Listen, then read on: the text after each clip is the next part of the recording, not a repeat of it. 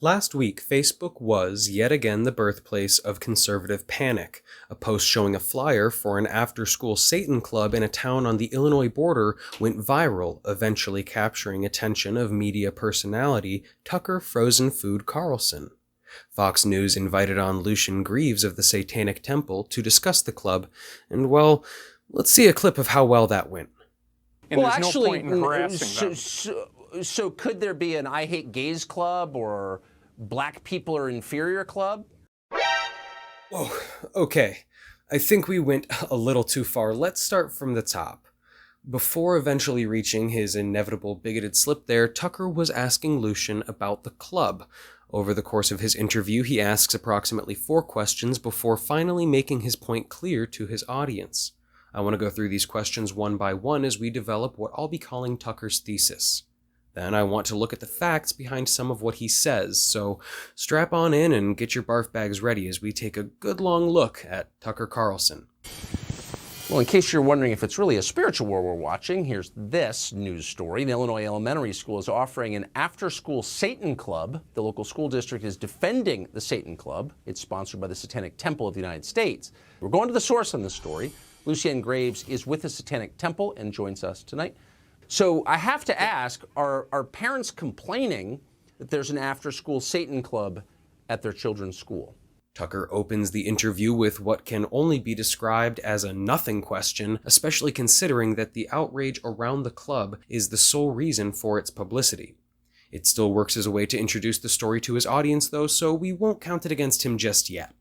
Some are, but they don't have to send their children to the program. It's available for parents who do want to send their children to the program, and it's there as an alternative to religious clubs that are made to proselytize to children. Ours doesn't include items of religious opinion. It doesn't include indoctrination. It just has a self-directed learning program with trained educators there to help guide the children through different activities and projects that they want to engage in. Lucian responds with a near-direct quote from the flyer which originated the controversy, assuring Tucker that there is no religious content in the club and that they are not a theistic organization. He explains that the club exists as an alternative to religious clubs and that participation is entirely optional. These are all things that Tucker would know, however, had he or his writers looked into the subject at all. Not only were these facts clearly stated on the flyer, but Tucker has had Lucian on before to discuss the Satanic Temple and its beliefs. To be entirely clear on what this school program is, it is a program which utilizes the school facilities after hours as several church and community groups do in towns all across America. They provide science experiments, puzzles, and nature activities for children, providing a source of childcare in a time when it has been desperately needed. The club has an albeit provocative name and is sponsored by a somewhat provocative group. However, these provocations are designed to point out a dissonance in the worldview of people like Tucker, as we'll come to see.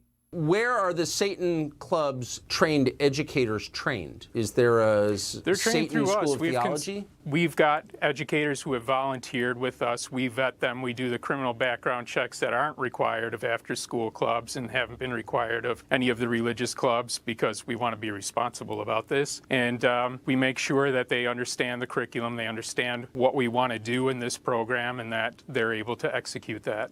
Next, Tucker asks where the educators are trained and if there is a Satanic School of Theology.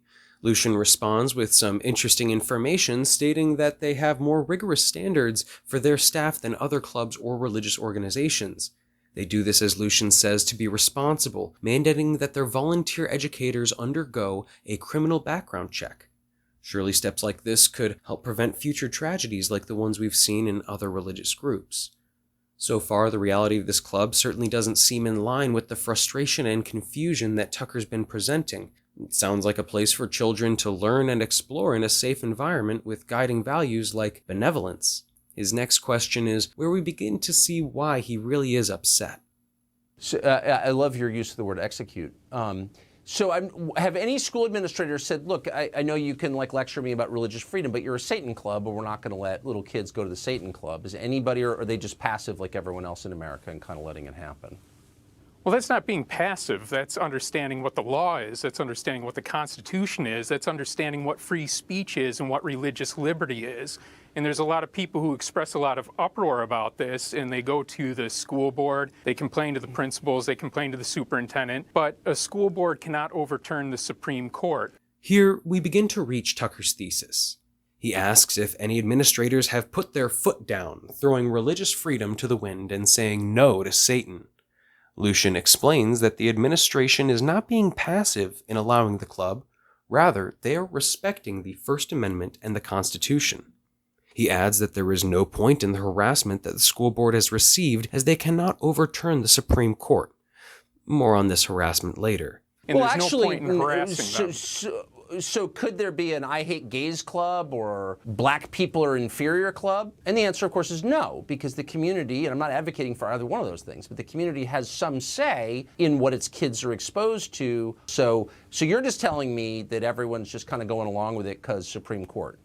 Now we reach the point where I knew I wanted to talk about this video. Tucker's response here is first the ridiculous claim that clubs founded in order to admonish and prejudice gay or black students would have just as much standing as this after-school club.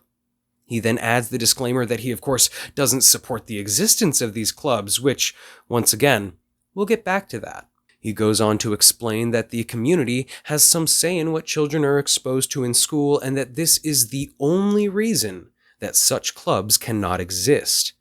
These statements draw into question for me if Tucker has simply lost the thread, forgetting that we're discussing religious clubs, or, concerningly, if he somehow views those homophobic and racist claims as valid religious beliefs.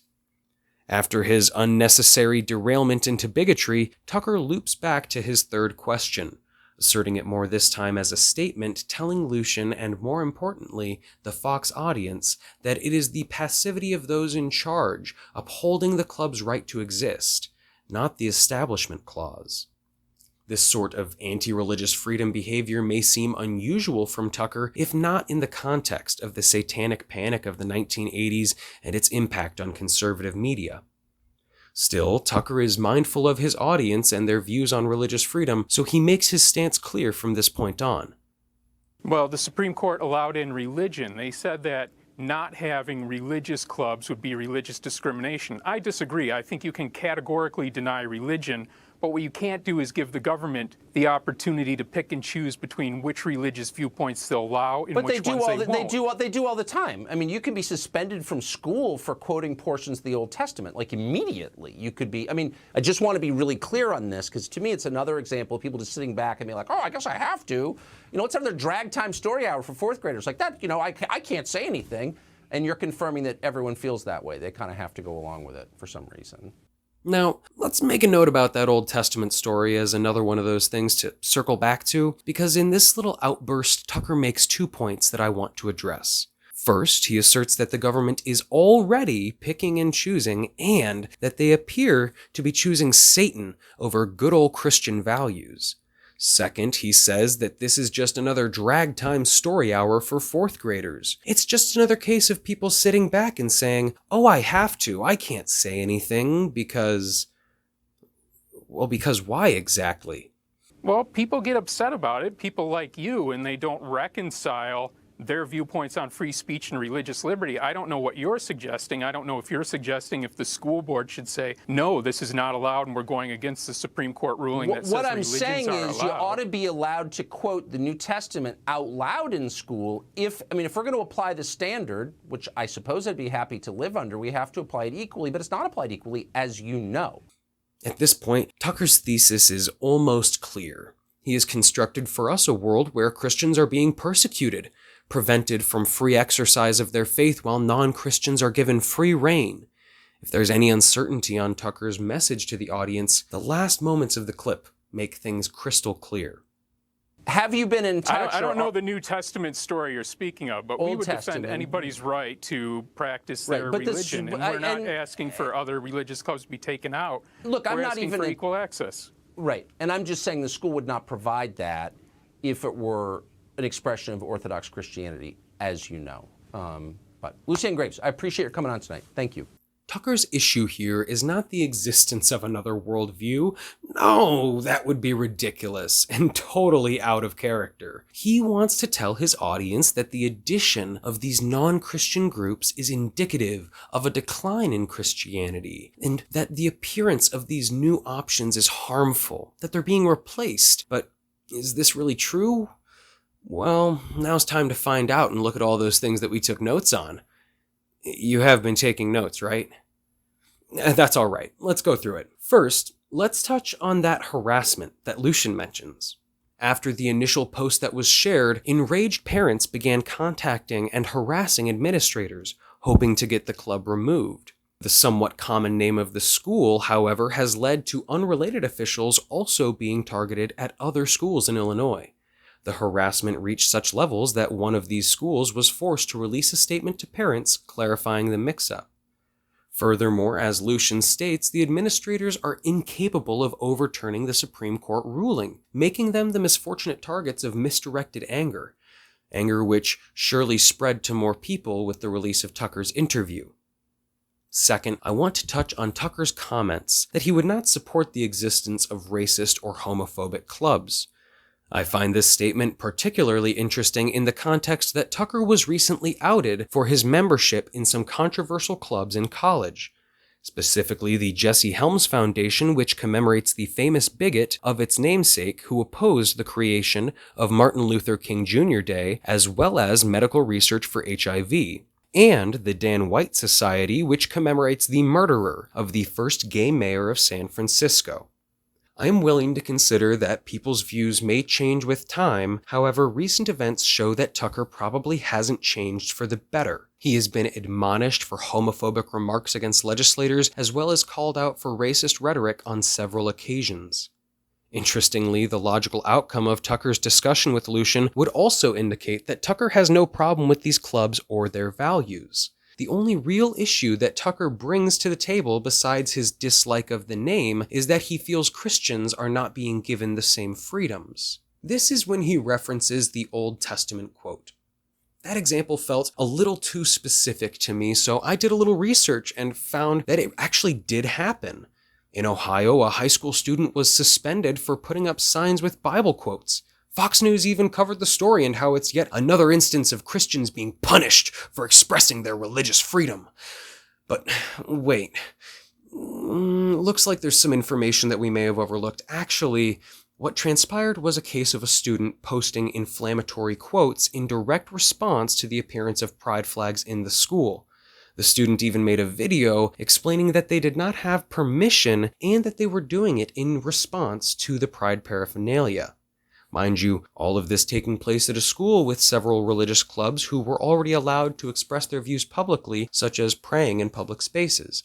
It would seem that the issue here was not Christianity itself, but its weaponization against others. An interesting side note to this story is that it too resulted in mass harassment campaigns targeting administrators. Yet again, administrators who are not taking a side in Tucker's spiritual war, but simply respecting the rights of all of their students. Between the thesis of this interview, which I've summarized on the screen, as well as his recent support of the white supremacist Great Replacement conspiracy theory, I feel confident in saying that Tucker is promoting a profoundly damaging and dangerous worldview, one which centers those of us whose voices have always been the loudest and claims that any attempt for anyone else to be heard is an infringement, that any instance where one's oppressive actions may be brought before them can now be claimed as victimization.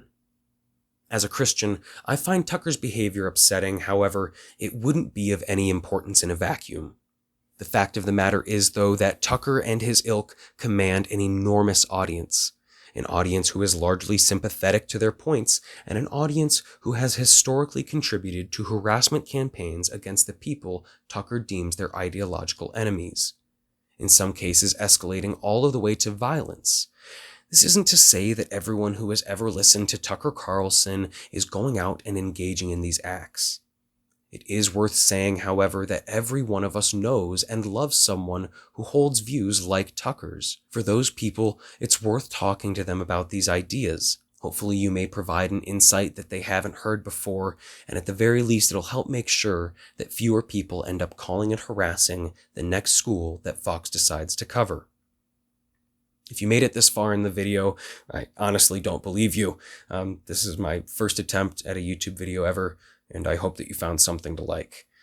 Please comment if there was anything that you loved or anything that you hated, and hopefully I'll be back with another video soon. Thank you.